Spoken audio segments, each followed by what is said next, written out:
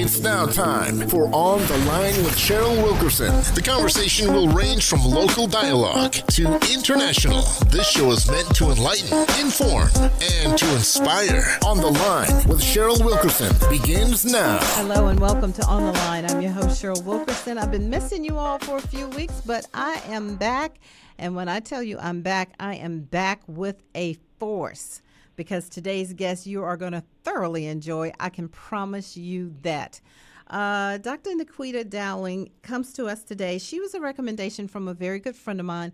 Carolyn says, you've got to get this doctor on the line. You've got to get her on the phone. You've got to introduce her to some people that may not know her in the community. And I'm good for following orders. And so, Dr. Dowling, I say to you, welcome to On the Line. Thank you, Cheryl. Thank you so much. No problem at all. So you are a doctor. You're an MD medical doctor, went to Eastern Virginia Medical School. But if you would allow me just a minute, would you please go back and tell me how it came to be that you knew you wanted to study medicine? Oh, that's a great question. Well, my sister had an accident when we were kids. We were teenagers. And I instinctively knew how to help her. And I was like, wow, I definitely, I love the body and I love science. And I was just like, okay, well, I don't want to be a lawyer. I need something that I can make money and make the same amount of money my parents make so I can live comfortably. And I didn't want to be a lawyer because I don't really like talking that much and I don't like lying. And then I was like, I love science. And I felt it's so instinctive to me to help people medically, so that's why I chose medicine in high school, that's how I chose medicine. So when your sister had this accident and you instinctively knew what to do, did your family members notice that? I mean, you came to the realization, but did the family notice that as well? No, it was just So it's funny. She's probably going to get me for telling the story. Like she fell down the stairs, right? She always was falling down the stairs. I have a brother that falls up the stairs, so I understand. Okay. Yeah, she fell, and so she stood up and she said, "I can't breathe." And we were the only two there. Oh. And so I walked over to her, and I just kind of grabbed her around her rib cage, her shoulders, and kind of opened up her rib cage. And she said, "Okay, I feel better. I can breathe now." And I was like, "Oh, that was cool." Oh my goodness! It was just a natural knack for helping people and loving alternative ways of doing things. And I say, I think I want to be a doctor. I first wanted to be a pediatrician, but then but then I was like, as I worked through peds rotations, I was like, parents are crazy, man. I don't want to do this, And that's what the rotations are set up for you to find what it is, right? Yeah, absolutely. And that's something to consider. I had a dentist one time, and I'm asking him a zillion questions, why you a dentist or whatever, and he told me that he wanted to be a medical doctor, and his father said, "You are crazy. Medical doctors are on call all the time. Be a dentist Monday through Friday. You're good." Right. But that's something, Dr. Dowling, that's something I ask all my doctors. When I go to a doctor for the first time, I always look them dead in the eye and say, "Why are you a doctor?" And if I don't see their eyes light up and that passion, they might be having the worst day in the world. But if I see their eyes light up and see that passion and it brings them back to why they wanted to be a doctor, I'm good. I feel so much more comfortable. But if I don't see that, I'm not comfortable at all. And it's easy to forget that passion, forget why you wanted to do it, because it's so difficult nowadays to keep that flame alive because of the way the medical system in this country is, and the rules and the new laws and everything that comes out that we have to do. It's tough. It's tough. Well, so when you realized you wanted to be the doctor, what was the path you took, high school, college? Navigate that for us. Okay, so I'm homegrown here in Norfolk, Virginia, and I went to Maury High School and did very well in school and applied everywhere. And interestingly, I had like over a 4.0 GPA and third in class, and interestingly, after applying everywhere, I did not get a full ride anywhere. My mom could not afford for us to put all of us through school, and we are a year apart. Mm-hmm. So I was like, I had to get a scholarship. And so Norfolk State University was the only school that gave me a full ride. And so once I realized, and no, not knocking Norfolk State because I love NSU because it's my heart now. But once I realized I was going to go there, I actually cried because I was like, no, I don't want to stay home. I want to go away. Right. I want to go away. But it was a setup by God. It was a blessing because I did not know that Norfolk State had a joint program with Eastern Virginia Medical School. Mm-hmm. And so when I became a junior, my advisor told me to apply, and I got in. So I ended up getting a full ride through the Geneva program to Norfolk State, and then getting a full ride to Eastern Virginia Medical School. Wow. And and so I truly was grateful to God then for Mm-hmm. for the setup, because I would have been somewhere else. And I only came out of school with $6,000 worth of debt. That was it. That's a blessing. From medical school, yeah. So went to EVMS, decided I wanted to be a family medicine physician because I enjoy taking care of everyone. I love kids. I love teenagers. I love women's health. I love men and elderly. So I just felt like that would be the best fit for me, Mm-hmm. and decided to. In my match was matched with Franklin Square Hospital in Baltimore, Maryland, and so I went there for 3 years and came back home to the area. And then I worked for Riverside Medical Group for 14 years, and then decided to do something different after that. And decided to do what? Your voice went down on me. I decided to do something different after working for a while. I was working for Riverside. And what was the difference? What did you decide? Okay. So I had a great practice with Riverside, and Riverside really taught me a lot. I was head of the practice for a couple of years and had some great doctors that I worked with at Mercury West Medical Center, and they're still working there. But I was just becoming more and more dissatisfied with what I was doing. And because of how we have to practice nowadays, seeing 18 to 25 patients a day, I had over 2,000 patients under my care. My practice was busy. I was full. My schedule was full, but I was not doing well personally. Mm-hmm. I was burning out and was having some health concerns of my own. So I decided to take a class in clinical nutrition. And with that class, I learned I actually kind of fell in love with health and wellness all over again, because I was actually able to learn how food affects your body. We're not taught that Right. as much as we should have been in medical school, how food affects my mood, how it affects my body, how it affects, every part of me. And so I started to, just delve more into that. I went to I got a certification with Functional Medicine University after that, because I wanted to learn more and work on how can I improve my health and other people's health by learning what's really wrong with them, figuring out what's really wrong, not just, okay, you got high blood pressure, let me give you a pill. Well, if that doesn't work, let me add another one. But Dr. Dowling, isn't that what the medical world wants you to do? Aren't they going to frown on you as a doctor if you're figuring out more, if you're looking at preventative or you're diving deeper? Aren't they frowning at you for that?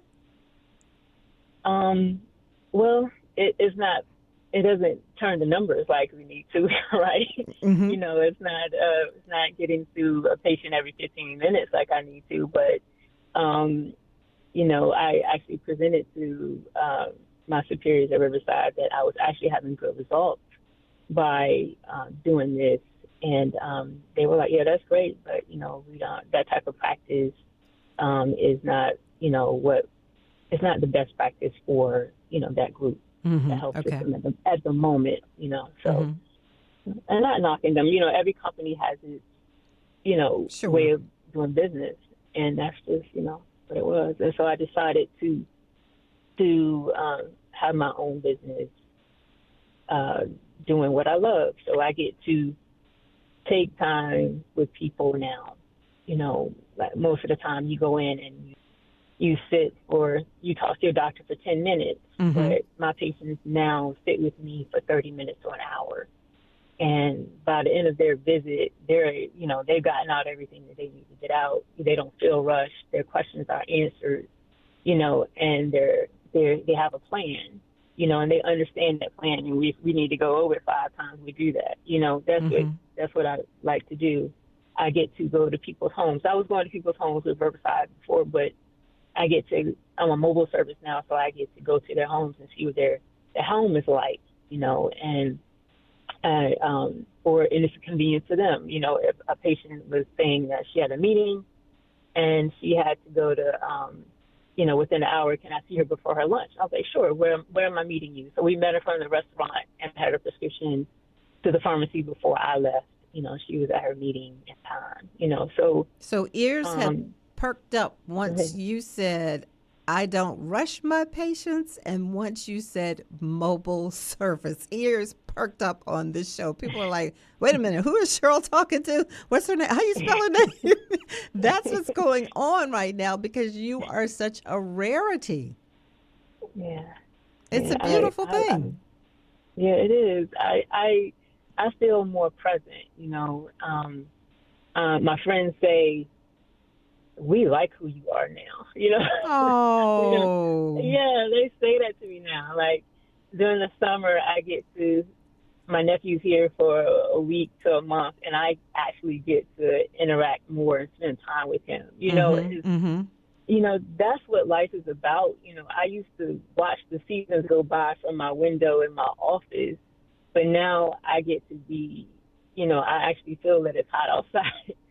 I actually get to feel the cold during the day, the rain. It's different, and I really enjoy it. And is it all about chemical medicine these days, or do you incorporate other things? Oh, I really try to focus more on nutrition. Okay. And what the person is dealing with, psychologically, emotionally. That's my real focus. So, if you have a elevated blood pressure, I say to you, okay, yeah, you have high blood pressure. Maybe your family had high blood pressure, but what are you eating? How are you sleeping? What's the stress like in your life? What's just, what are you dealing with? And those are things that we go through. What's your exercise like? And so we go through your diet. We go through, if I can add maybe magnesium to you instead of adding more blood pressure medicine. If I can give you some hibiscus tea as a diuretic instead of giving you chlorothalidone that drains your sodium and your potassium, and then has your legs cramping. So I try to do more holistic and take a more holistic approach before I add a prescription pill to you. That is a wonderful thing. And how have your patients responded? What has been their response? Because I'm sure they've been through the other way of doing medicine. Like you said, the 10 minutes, the here, take this pill. They don't take it. They keep going back to the doctor and saying, this so-and-so is wrong. The doctor's like, did you do so-and-so? They're like, no, I didn't do it. So what is the response to the way you're practicing? So like you just said, if people don't understand what they're doing, or why they're doing it, they're really not going to be invested, right? So, and my mother, she does this all the time. She'll go to the doctor with a complaint. They give her a pill. She's like, and she'll pick it up from the pharmacy, and then she'll be like, I'm not taking this. Yes. Yes. And she said, it has too many side effects. And I say, well, those are possible side effects. And she's like, no, I'm not doing that. So she has all of these pills, and I'm like, what are you doing? What are you gonna do? So she said, well, give me something else. So most people want something else. They want to know what is the matter. what's causing this problem? Is it something I need to do to change it? Again, my mom is pre-diabetic, and so she went to the doctor, and she wouldn't mind me telling this, and she had a blood sugar of 180, and the doctor was like, "Well, we're gonna put you on metformin." She's like, "I'm not taking that. I know what metformin does." I'm like, and so she came to me and was like, "What do I need to do?" And so, so I said, "Okay, well, let's try this and let's try that," and she's really started cutting the sugar out of her diet, and working on things and exercising more, so that's what she's doing. So we'll see in a couple of months, how her numbers have changed. Well, I might need to come see you because high blood pressure runs in my family. My mom was maybe she might have been a size 12 when she was pregnant. She had 4 children. She might have been. She was never large, right? But I can remember she always had high blood pressure, and she always had to change the medicine. And in 2010, I got hit by a truck on the highway, a work truck. And my blood pressure went crazy. And I remember asking a nurse friend of mine, well, when can I stop taking this medicine? And she's like, no, you have to keep taking the medicine. I'm like, no, I don't want to take this medicine. And I promise you, I am very appreciative of Western medicine. I really am. But I have an attitude about taking this medicine. And I go to the gym 3 or 4 times a week. And my friends laugh at me the way I eat because I'm picky. I eat a salad every day. If I don't eat a salad every day, a big salad, that's my dinner. My body says, Cheryl, you need a salad. This morning I was so disgusted with myself because I drove in from Richmond this morning at 3:30, and I did the morning show, and you know what? Then I was starving. I was so hungry, and a coworker gave me a bag of popcorn. Well, when I eat popcorn, I usually eat Skinny Pop if I eat it.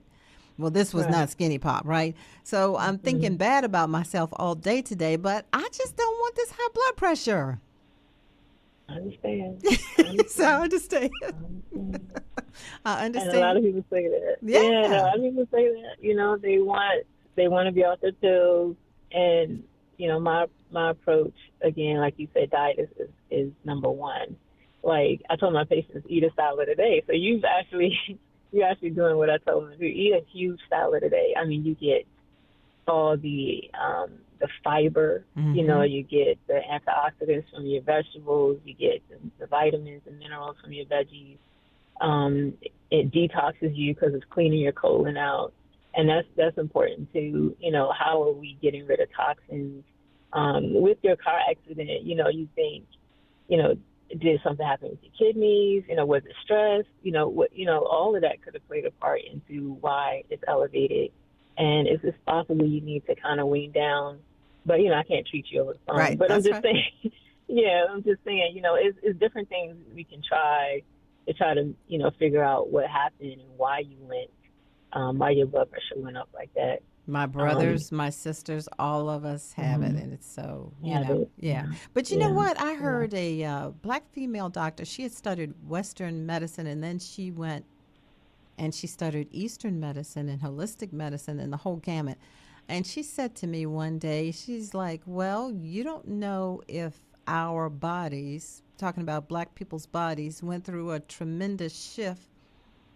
Say during the Middle Passage, what we had to do to survive, maybe whatever we had to do, whatever we were lacking or was depleted from our system, maybe that still has bearing on us today. And I started thinking about that thing, and I said, well, maybe. I don't know, Well, I mean, I wouldn't think that would be too far off if you think about fight or flight, right? Fight or flight syndrome. The purpose of our adrenal glands, which helps us in that moment, is to keep us alive. Right. Right. So with a highly stressful environment, Middle Passage, slavery itself, trauma, neglect, abuse, whatever, your system is in fight or flight all the time. So the hormones that are released from your adrenal glands, your cortisol, your norepinephrine, your epinephrine, are all designed to keep your blood pressure up, to keep you awake and alert and able to run, able to move, able to survive. So those same hormones or chemicals causes constriction of your blood vessels, which raises your pressure. Causes you to hold on to sugar so you can have that energy in order to do what you need to do. So if we had to do that for hundreds of years, then why wouldn't we change or evolve or genetically, to make our bodies more able to pass on DNA and survive, right? That's right. What do we say? I think there needs to be a balancing act in America today, and I'm talking about young women, and we see them, and obviously if you look at a picture from the 1980s and you look at a picture from now, we as a society have just gotten larger. So sometimes now that's being celebrated, and some people will say, well, wait a minute, hold up, that's not healthy. And other people will say, well, yeah, we're larger or whatever, but we're healthy and we're happy with the weight that we have. But you have to be healthy, no matter what size. There are unhealthy skinny people and there are unhealthy large people. How can you explain to people that you have to be healthy, not by the looks? That doesn't determine your health. How can you explain that? Or can we explain that to people? What I think what's made us larger as a country is just the way the amount of processed food we eat, and the sugar we take in, the decline in cooking, and decline in fresh food, and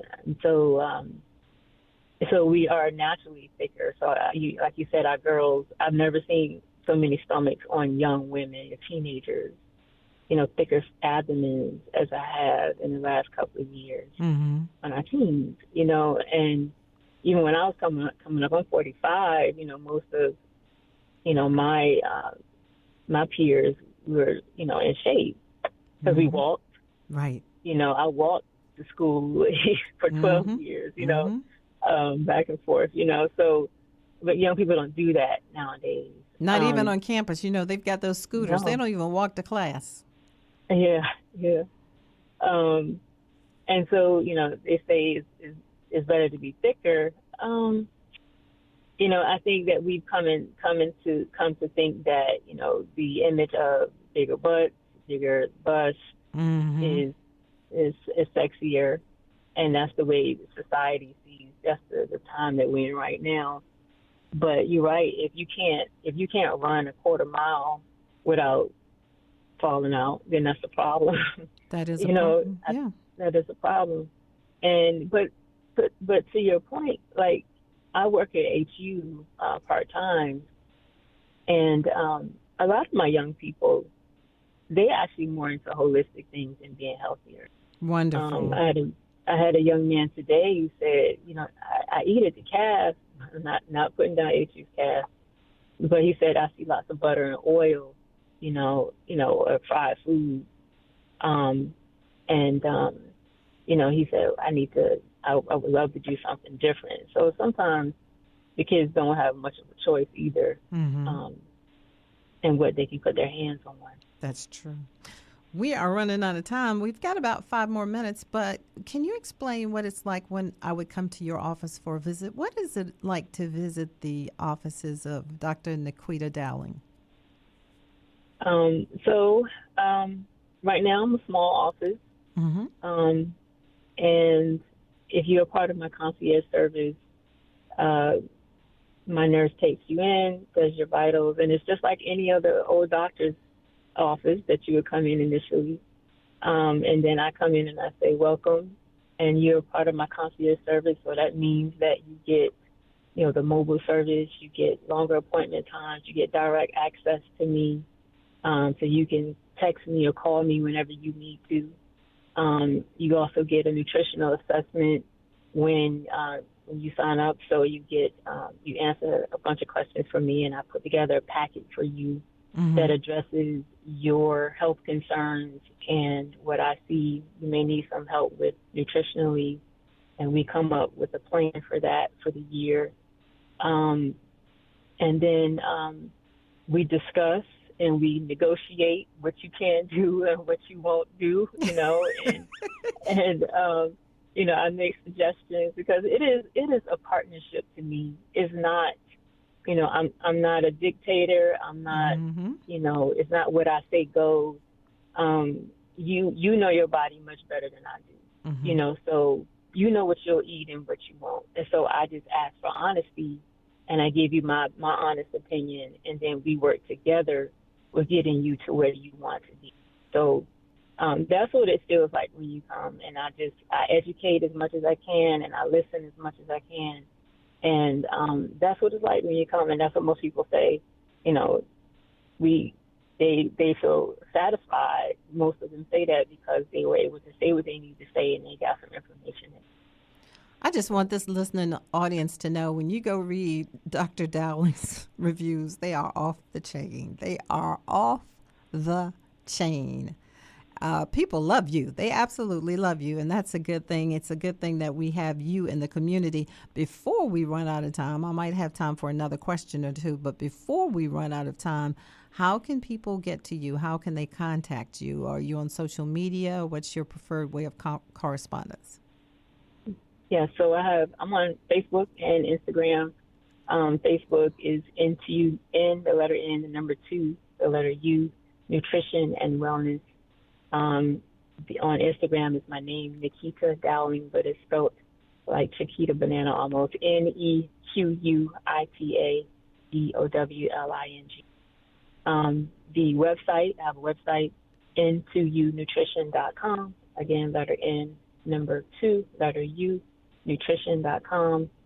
There's a form on that page on the website where you can actually send me a message, and my staff will call you back or send you an email back with information about the practice. If you prefer to call, the phone number is 757-453-3967. That's the office number, and my staff can get back to you. May I have that phone number one more time, please? 757-453-3967. All right, that's good to know. I know that people will be asking me for that. How much longer do you see yourself doing what you're doing? I plan on doing this for probably until I'm about 60. So another 15, 20 years. Mm-hmm. That's the goal. Do you have great plans after that? Is there a second phase as far as business, or that's it? I'm chilling after that. Yeah. Well, I think if we're not evolving and learning, we're not living, right? Mm-hmm. So with this right now is, I have a location. I'm starting a location in Virginia Beach. Wonderful. I have a location in Newport News. And then I wanted to my goal is to add a gym, and have people there that can help, trainers that can help people with exercise, and this be a place to socialize, not just exercise. A lot of our elderly don't get out. Mm-hmm. They don't have a place to go and talk and meet people, and some of our young people too. So I think that'll be a great addition to the business. I also I have a Medi Spa called Moselle Medi Spa, so I do IV hydration, so that's in the works.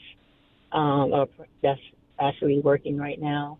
And then I'm going to put this in the atmosphere because I need to do it. But I'm also an inventor, so I need to get my inventions going. So hopefully that I won't wait till I'm 60 to do that. But those are things that I need to that I'm working on. Dr. Nequita, you have been a joy to talk to today. Thank you so much for all you're doing within the community. Thank you for caring about people. Just thank you for your spirit, and I just appreciate what you're doing. I think Carolyn hit dead on with you. I'm glad she introduced us by way of the phone, and I'm just wishing you the absolute best in whatever you do. Thank you, Cheryl. I so appreciate this time and this opportunity that you've given me so much. We have had a good time today. You all, thank you for listening to On the Line. I'm back. Yay. Dr. Nequita Dowling. Don't forget, go to her website, intounutrition.com, and check her out. And you might want to call her and get an appointment and see what's going on and feel better, feel healthy. You're not supposed to feel bad. We don't want that for you. You all take care. Have a wonderful week. And as always, behold the green.